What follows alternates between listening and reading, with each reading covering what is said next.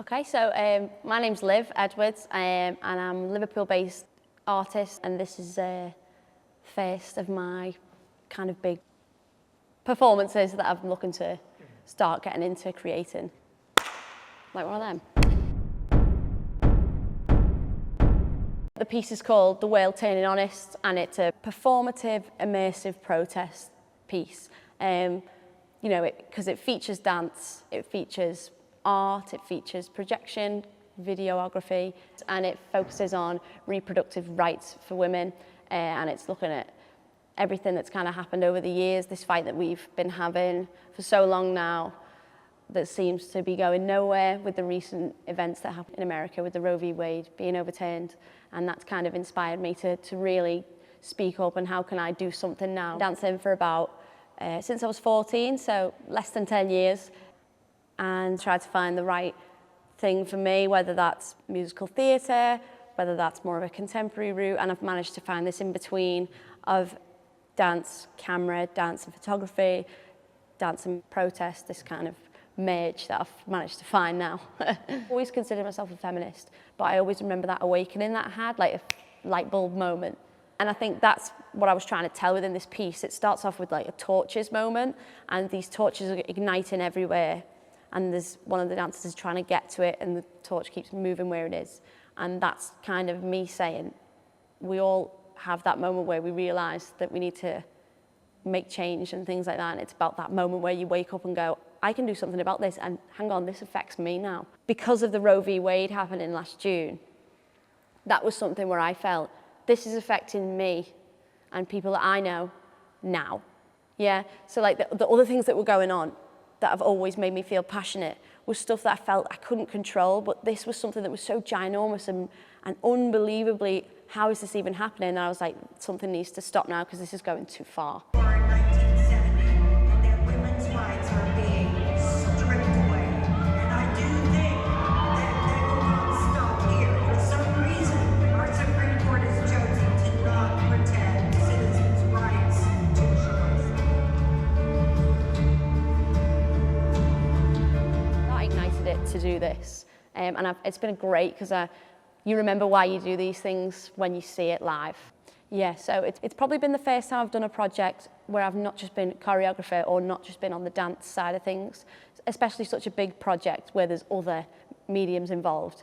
And in this, I'd say that I've been director and overseer of everything. Of course, I've had amazing help from loads of people who've done all the technical sides of things, some voiceovers, and obviously the dancers, film work that's been projected, which was filmed by Adam Bradley. The art pieces that I made, so I even like made some art in my own time, these collages of things that have been ripped up of that I found in magazines of all these women's bodies everywhere, how to look like this, how to get your skin like this. I just rip it apart and made these collages for people to look at as they enter. So yeah, I think the role I'd go for is director. I learned through this process to enjoy the process and not just aim for the final day. It's been a lot more as a group effort than I thought it was going to be. I really did think that it was going to be, this is the thing that I want to make because I want to make a difference. And it's really changed from that. It's become something that I really feel like we've done together as a team. Even though I've been directing and guiding them on where to go and when, in terms of the dancers, they feel passionately about it too. And I think that's definitely something that they necessarily didn't think about at the start or weren't as passionate about, and that's come on loads, just for the fact that by having that as a dancer, you're always excited for the performance or the final bit. And I think that energy of can't wait to perform this, can't wait for costumes, can't wait to do this, has helped them feel more fueled by the topic, because as we've been choreographing it and I've talked to them about this piece of choreography now, this is this section, and what this means is this, you know, when this happened, blah, blah, blah, and it's been very tailored towards stuff that's going on in the news today that makes us angry as women. So they felt, you know, proper inspired by that because of the movement material reflects things that we've seen in the media recently.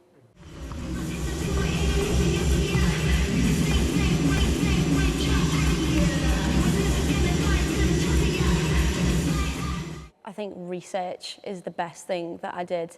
Research it and know my facts to know that when I'm talking about it to you, or when I'm talking about it to them, to the dancers, to the people who are coming to watch it, that I'm using the right language, that I'm giving them the right information. Any facts or anything needs to be right. It's not just about the passion that I feel about it, it's also about the history. And I think something that I've looked at and I've come to establish since doing this is a massive part of protesting and making a decision to make change is everything that's come before you and all the history behind it. So I think knowing my facts and knowing what this relates to and why is the way that I've helped guide them and guide other people to come and watch it without feeling awkward or bad or like it's too much.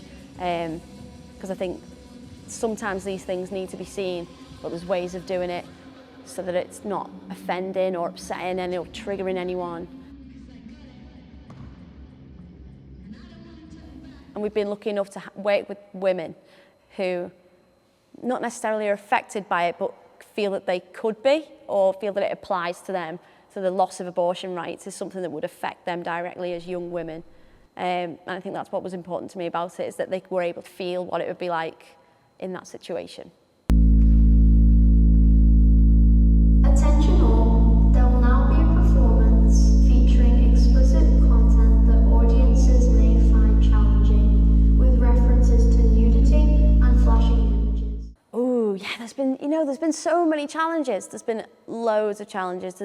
The biggest thing for me is worrying that have I taken it too far? Have I pushed it to the point where people won't be able to enjoy it? They'll just feel that tense thing. And that's been a challenge. I don't want to offend anyone and I don't want to trigger anyone. But that being said, we can't ignore these things. And the people who've been affected by this kind of issue, I want them to feel like they can come to this and feel seen, represented. So yeah, that's been a challenge. Definitely worrying about getting the words right and not offending people. The choice to come to the viewer is saying something that evokes change. Even just looking at it online and going, I'm going to go to that.